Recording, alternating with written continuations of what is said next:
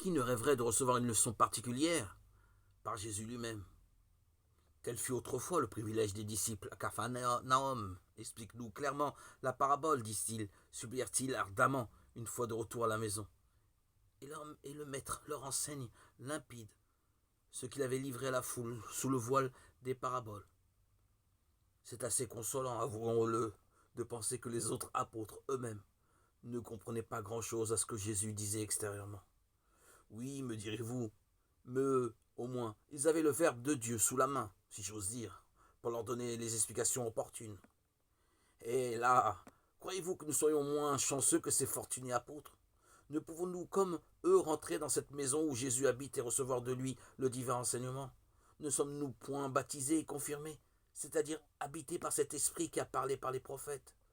Vous n'avez pas besoin d'enseignement, nous dit saint Jean, car cette onction vous enseigne toutes choses. 1 Jean 2, 27.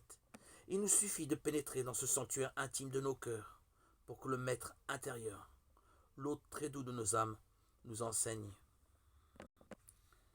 Imitons Marie, qui retenait toutes ces choses comme une bonne terre de labour dans son cœur, sans ivrer.